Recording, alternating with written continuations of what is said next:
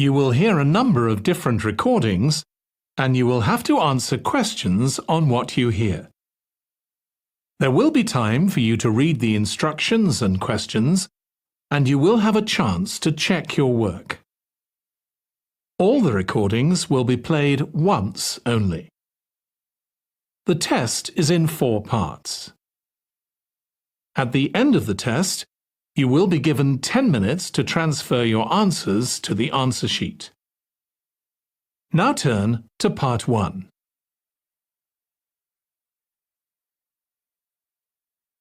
Part 1. Now we shall begin. You should answer the questions as you listen because you will not hear the recording a second time. Look at the registration form. Listen carefully and answer questions 1 to 4. Good morning. Good morning. Can I help you? Yes. Is this where we register for the Beyond 2000 conference? Yes. What's your name and I'll get your conference bag. Well, I haven't actually registered yet. I was told I'd be able to register today, so I hope that's okay. I've just arrived in Melbourne. That should be fine if you're a student. I'll need to take your details though. So, can I have your full name? Yes, sure. It's Melanie Mitchell. Is that M-I-T-C-H-E-L-L? Yes, that's right. And that's Ms., not Miss. OK, fair enough. And what's your address, Melanie? I live in student accommodation at Sydney University, so my address there is Room 66, Women's College, Newtown. OK. And which faculty are you studying in? I'm in the Faculty of Education. I'm doing a Master's in Primary School teaching. Right. And may I see your student card because I need to verify that you're a current student? Yes, sure. Here it is. My number is 994578ED. The woman asks the student some more questions about the conference. Look at questions 5 to 10.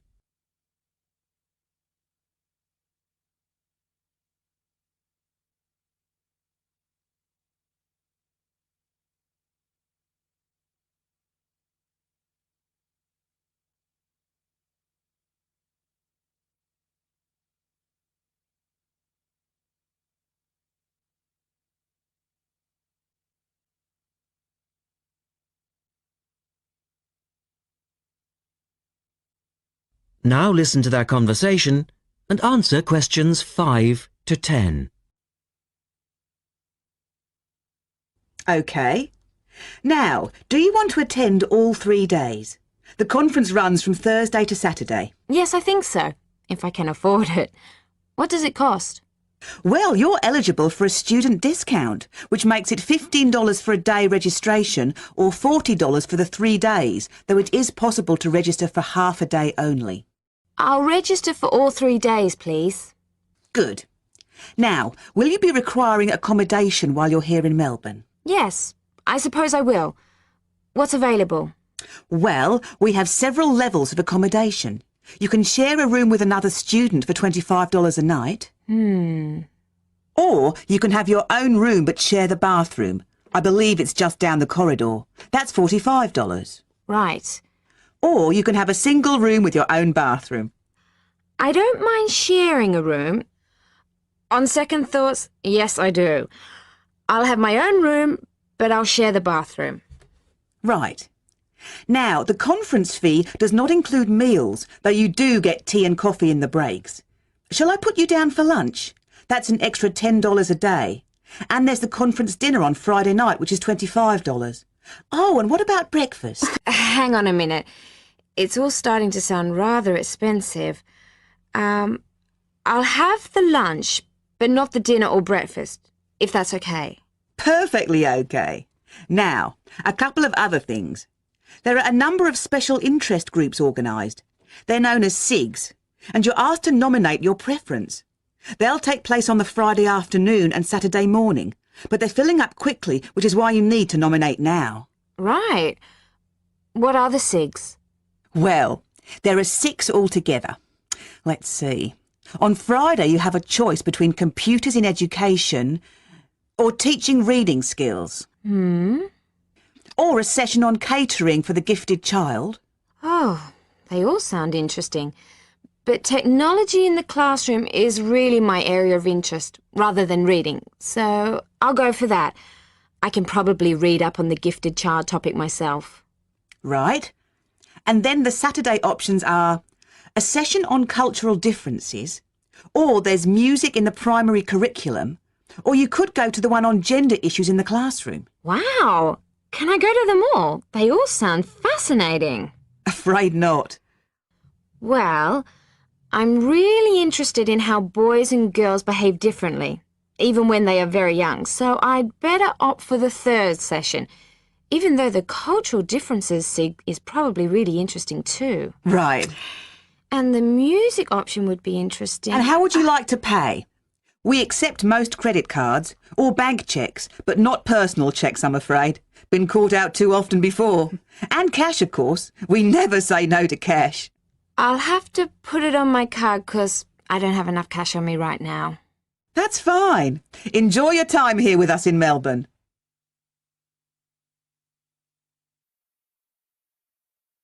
That is the end of part 1.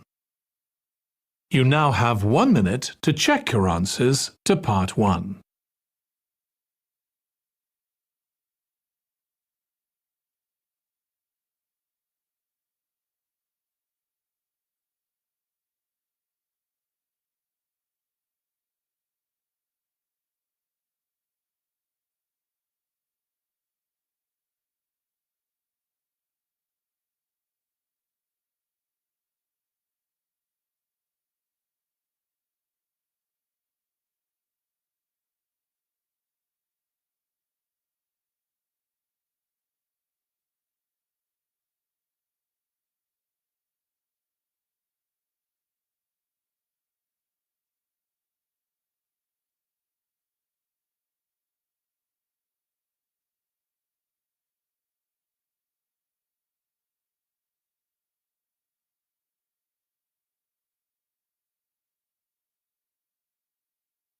Part 2. You will hear a woman talking about a number of different beaches to a group of tourists. First, look at questions 11 to 20.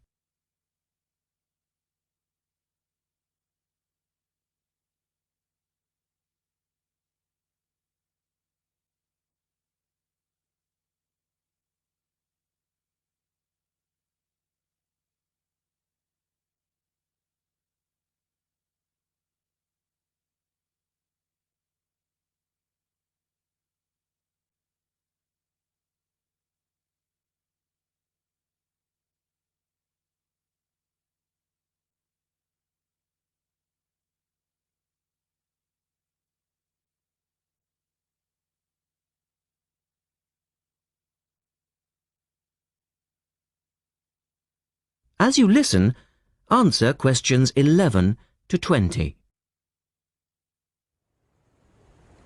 Right, let's move on to the beaches here, which are absolutely beautiful. You do have over 100 to choose from. They're mostly sandy beaches and they vary from the largest, which is 2.5 kilometres long, to tiny sandy coves. But there are a few that I'd really recommend you to visit. So, looking at this pamphlet, first of all, there's Bandela Beach. This beach is 1 kilometre away from the old fishing village of Bandela, which is a beautiful spot. If you park in the car park behind it, there's a small path which leads down to the bay. It's very pretty because the whole beach is backed by pine trees, so it's very sheltered. The beach itself is very clean and the water is shallow and safe.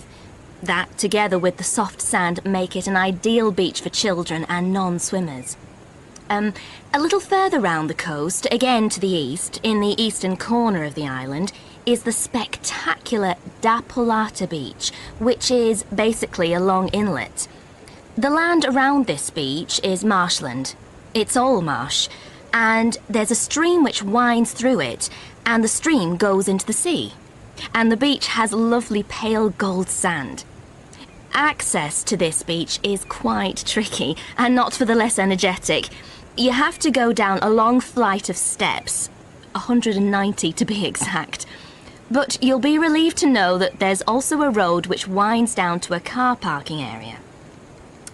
When you're level with the sea, there is a handful of shops and bars, and you can hire some beds and umbrellas.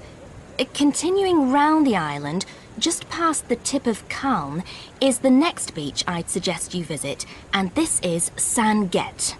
Why? Because there isn't a beach longer than this on the island. If you want to know, it's exactly 2.5 kilometres long, and that's a bonus because it means it never gets overcrowded. It has golden sand and clear blue water shelving into the sea. There are several beach restaurants to choose from, and water sports are available when the water is calm. But check first. This beach operates a flag system, as the sea can get rough, and you should always swim between the flags. There's a large car park which gives you easy access to the eastern end of the beach, but the western end is much quieter and more wild, as it is harder to reach. Blanaka is another popular beach, just in the northwest corner of the island. It has incredibly white sand and sparkling water. There is ample car parking here and plenty of bars and restaurants.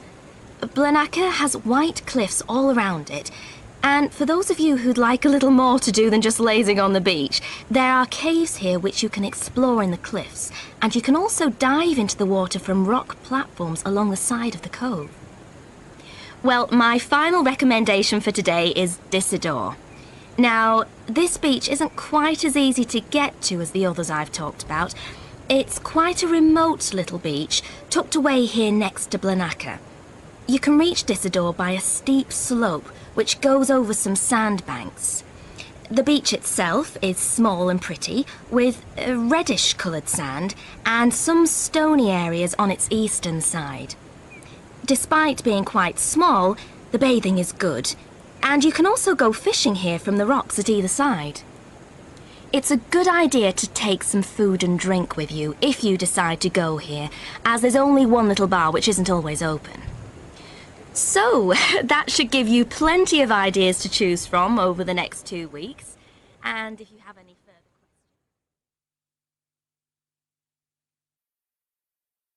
That is the end of part 2. You now have 30 seconds to check your answers to part 2.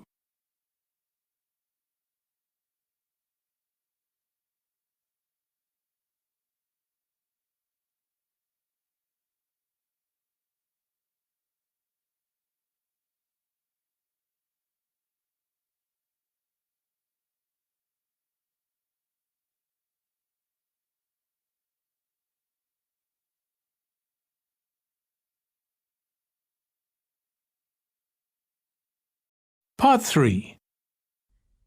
In this section, you will hear a discussion between a male interviewer and a woman who is the manager of a major bookstore. First, look at questions 21 to 24.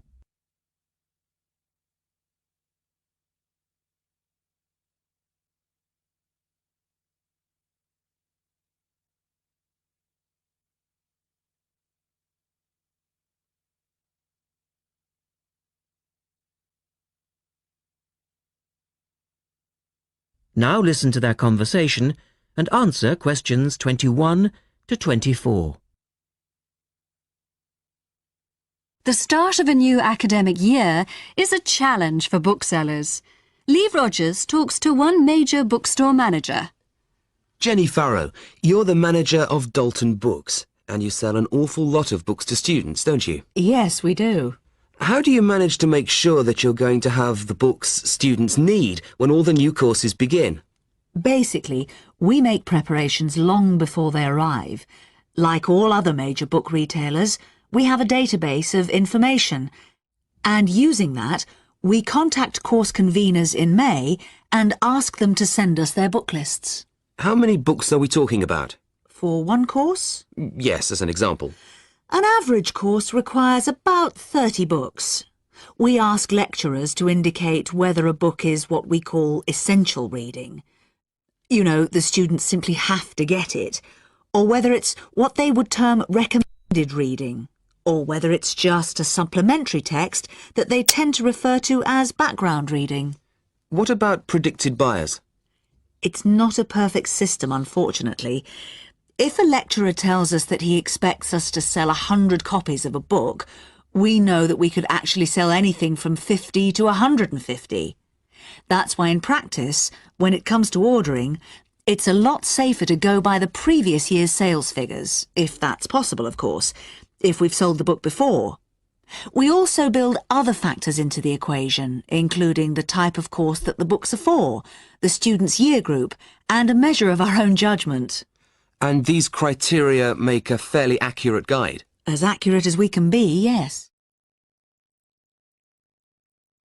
Look at questions 25 to 30.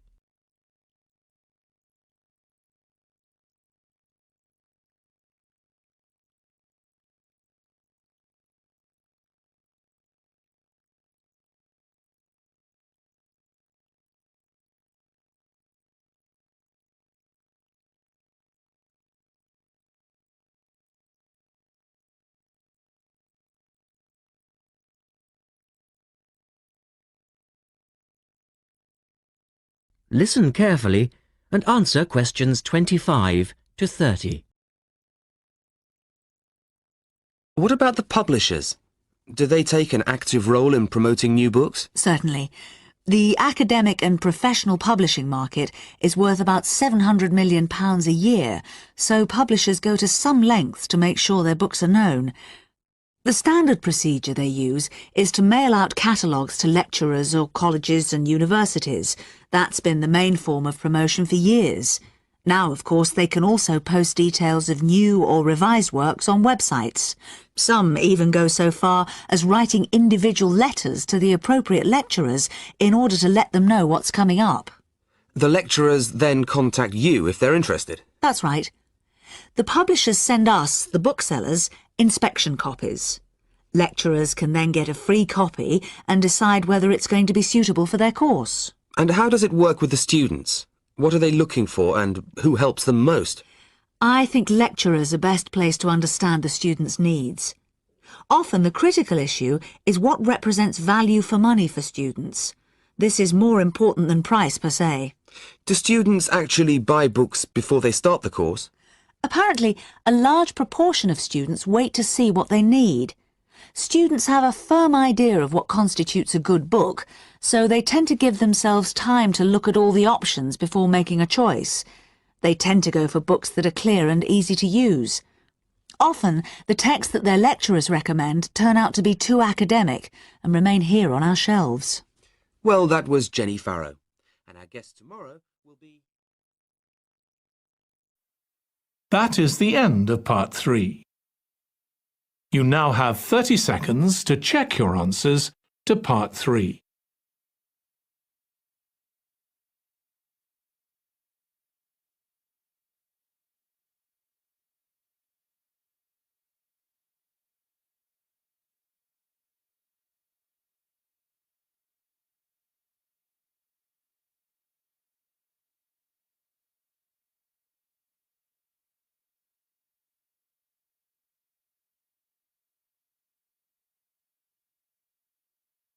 Part 4.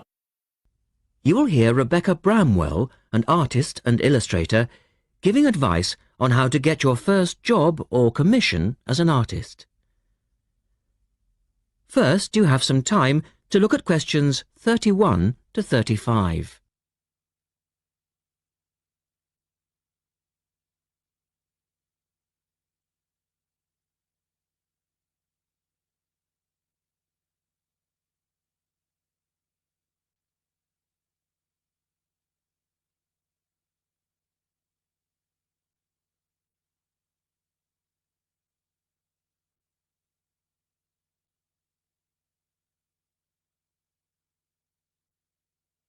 Now listen carefully and answer questions 31 to 35.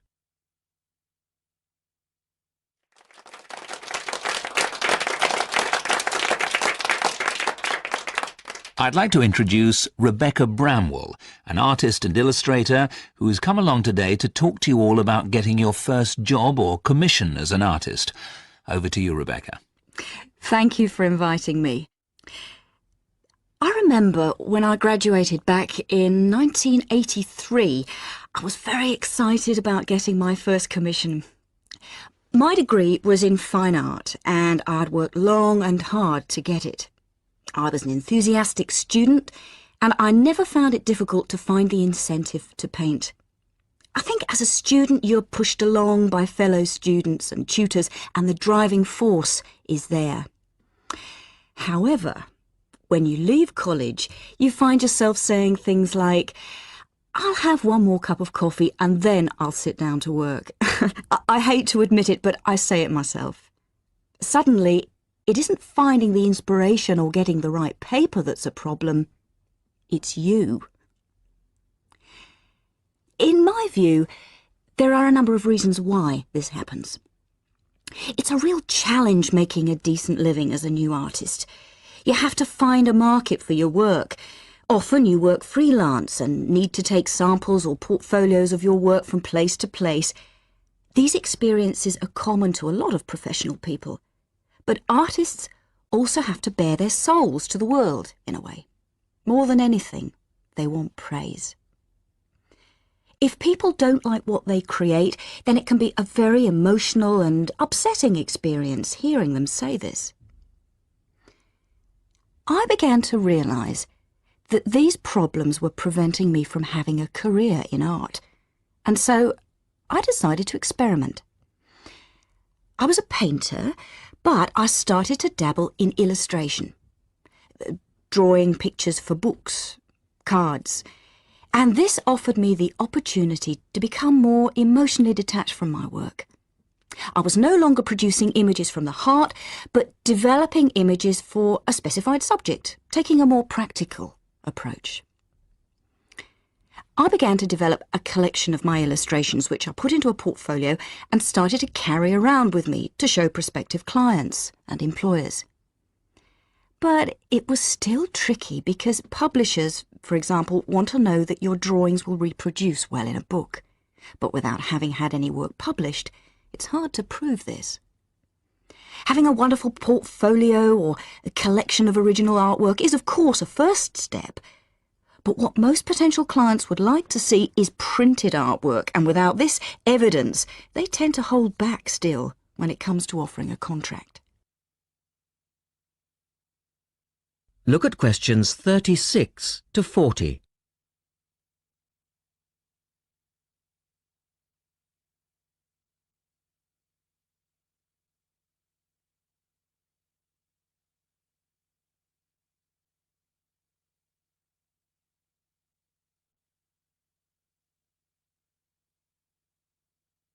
Now answer questions 36 to 40.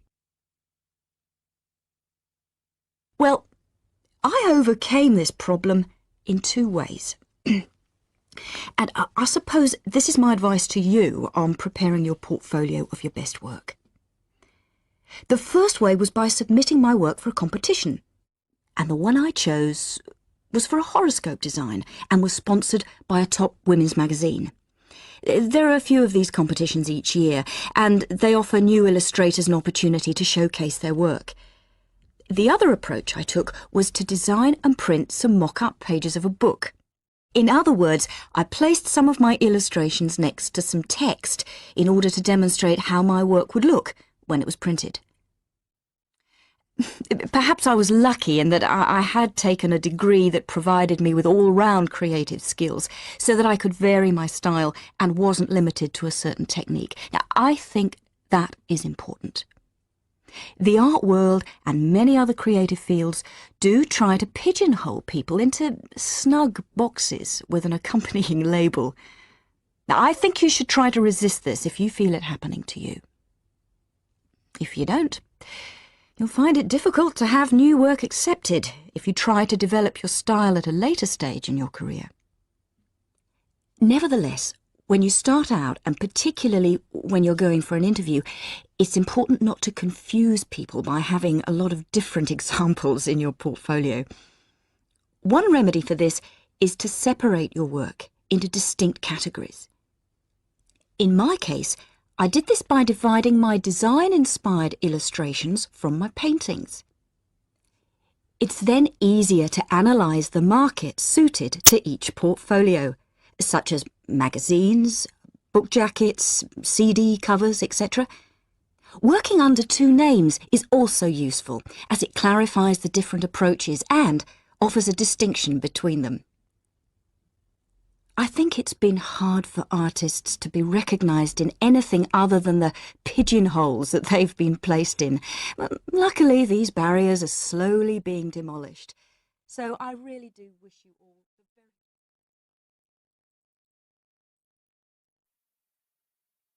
That is the end of Part 4. You now have 1 minute to check your answers to Part 4.